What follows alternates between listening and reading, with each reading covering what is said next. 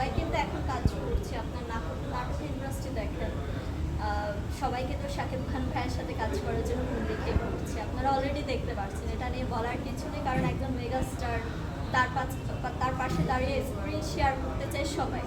তো আমার কাছে মনে হয় যে আপনার যদি ইচ্ছা থাকে না কোনো না কোনো একদিন আপনি কাজ করতে পারবেন। সবারই যেহেতু ইচ্ছা আছে, যেহেতু আমি সিনেমার পর্দায় কাজ করি, আমারও একটু স্বপ্ন থাকবে বা মেগাস্টার সুপারস্টারের সাথে কাজ করার। তো কোনো একদিন হয়তো দেখতে পাবেন, যদি লাগে থাকে ব্যাটে বলে মিলে যায় আপনার সব কিছু, তাহলে হবে স্টোরি ওয়াইজ। এখন আমি শাকিব খান ভাইয়ের সাথে দাঁড়াবো, কি আমাকে বললো যে তার এজের সাথে বা আমার এজ যাচ্ছে না বা ক্যারেক্টারের সাথে মিলছে না, এটা নিয়ে সমালোচনা হবে, এটা আসলে চাই ভাব করে করলাম। ঠিক আছে, আমার মনে হয় যে এটা নিয়ে অনেক সমালোচনা হয়েছে এবং এরপরেও তাদের ঠিকভাবে দেখা যায়নি। আমার মনে হয় যে আর্টিস্ট সে নিজেকে ডে বাই ডে নিজেকে প্রুভ করুক এবং একজন আর্টিস্টের পাশে দাঁড়ানোর মতো আসলে যোগ্যতা অর্জন করুক। তারপর দিন শেষে আপনাকে আমি বলবো যে না, এখন আমি পুরোটাই রেডি, আমার প্রডিউসার আছে বা আমাকে একজন ডিরেক্টর চুজ করতেছে, আমি কাজ করবো। আমি তো মানে জোর করে বলতে পারবো না যে আমাকে সিনেমায় নিতে হবে, কাজ করতে হবে। এটা করে কি হবে, আলটিমেটলি আপনার জায়গাটা কিন্তু নষ্ট হবে, প্রুভ করতে হবে। সিয়াম আহমেদ ভাইয়া হচ্ছে একদম জুনিয়র, সে অনেক ছোট বলতে গেলে। শাকিব খান ভাইয়ার ইন্ডাস্ট্রির বয়স আছে, সিয়াম আহমেদ ভাইয়ার ইন্ডাস্ট্রির বয়স একদম। তো আমি বলবো শাকিব খান ভাইয়া এগিয়ে থাকবে, কারণ তার অভিনয়, তার লুকিং, তার সব কিছুই আসলে পুরোটাই আসলে নজর কাড়ানো, সবাই পছন্দ করে। That's why he is the star, right? Siam Ahmed ভাইয়া হচ্ছে সম্ভাবনাময়ী, তার সম্ভাবনা আছে, সে কাজ করে যাক, হয়তো কোনো একদিন শাকিব খান ভাইয়ের জায়গাটা এসে যেতে পারে। জি, আমার আপনারা দেখেন গত 23 বছর ধরে কিন্তু Shakib Khan day by day নিজেকে চেঞ্জ করেছে। সো প্রিয়তমা থেকে মূলত তাকে আমার বেশি ভালো লেগেছে, তার অভিনয়, গেটআপ, সব কিছুই আসলে সে চেঞ্জ করেছে। এবং আমার মনে হয় আরও সামনে মানুষ যত শাকিব ভাইয়াকে দেখবে তত বেশি ক্রাশ খাবে তার অভিনয়, তার আউটফিটে, তার যে চেঞ্জিংয়ের যে ব্যাপারটা, এটা আসলে করাটা তাহলে আপনি খেয়েছেন, চেঞ্জিংটা আসতে পারে। তাহলে আপনি খেয়েছেন একজন আর্টিস্ট একজন হিরো হিসেবে পছন্দ করলাম, ক্রাশ খাবে। আচ্ছা আচ্ছা আচ্ছা আচ্ছা সামনে আমাদের দেশের পরিস্থিতি খুবই খারাপ, আমরা চাই দেশের শান্তি ফিরে আসুক, যে যার জায়গা থেকে শান্তি নির্বাচনটা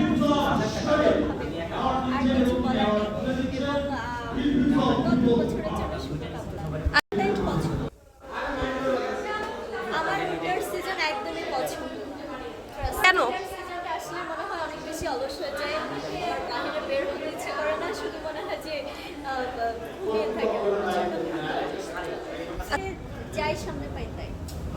বেসিক কোনো পছন্দ নেই?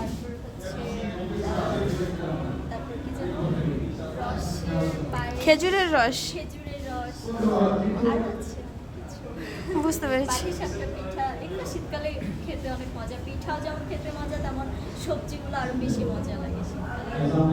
ঠিক আছে, আপনি নেক্সট ডে বলে পর্যন্ত মানা সিনেমায় মেবি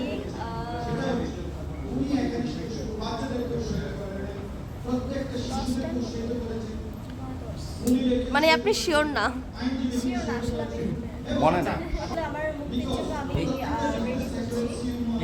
অলরেডি দেখতে পাচ্ছেন আমি কিন্তু গত এক মাসে কিন্তু অলরেডি 27 কেজি ওয়েট লস করেছি। অলরেডি দেখেন আমি কিন্তু স্লিম হয়ে যাচ্ছি, আমার শুটিং স্টার্ট হয়ে যাবে এবং ইনশাআল্লাহ মুক্তির ধামাকা নিয়ে আপনাদের সবার সামনে আসবো। সিনেমার ক্যারেক্টার সবসময় হয়তো অনেকে বলতে পারে যে আমি চাপা মারছি বা কোনো কিছু।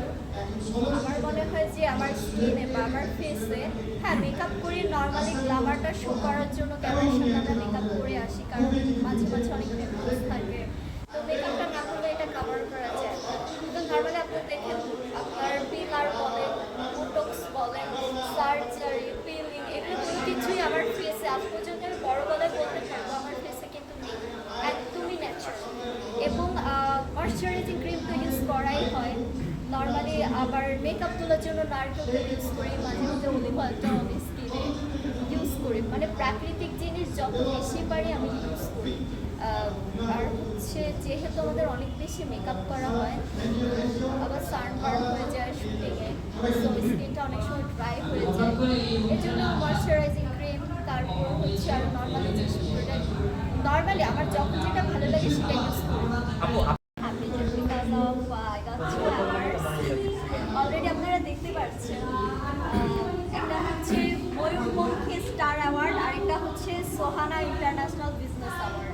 সো একদিনে 2টা অ্যাওয়ার্ড আমি পেয়েছি, এর জন্য আমার খুবই ভালো লাগছে। আর এই অ্যাওয়ার্ডটা মূলত আমি আমার ময়না সিনেমার জন্য পেয়েছি। আর এবারই মনে হয় বছর, এখন তো 2025 এর লাস্ট মান্থ আপনার ডিসেম্বর। সো এইটাই মনে হয় লাস্ট আমার লাস্ট অ্যাওয়ার্ড। আচ্ছা কেমন সিনেমা করা হয়েছে আর সিনেমার ক্যারেক্টারগুলো কি অলরেডি আপনারা জাজমান মিডিয়া সম্পর্কে জানেন। এবং ময়না সিনেমা আপনি দেখেছেন যে 7টা দেশের অ্যাওয়ার্ড পেয়েছে এবং আমার এই ময়না সিনেমা অস্কার পর্যন্ত অলরেডি দেখতে পেরেছেন যে আমার ময়না সিনেমা 7টা দেশে কিন্তু পুরস্কৃত হয়েছে এবং বিভিন্ন দেশে 12টি দেশে ফেস্টিভ্যালে দেখানো হয়েছে এবং অস্কারেও কিন্তু আমার ময়না সিনেমা নমিনেটেড হয়েছে।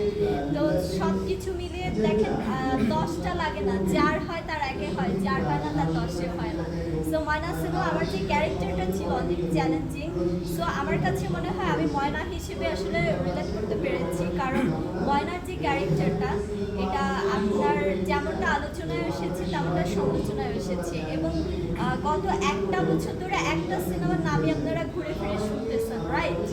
সো আমার কাছে মনে হয় এক্সপ্লেইন করার আর কিছুই নেই। আপনারা বুঝতে পেরেছেন যে যেহেতু একটা ভালো সিনেমা ছিল সেহেতু আমার ময়না সিনেমার জন্য আমি এতগুলো অ্যাওয়ার্ড পেয়েছি।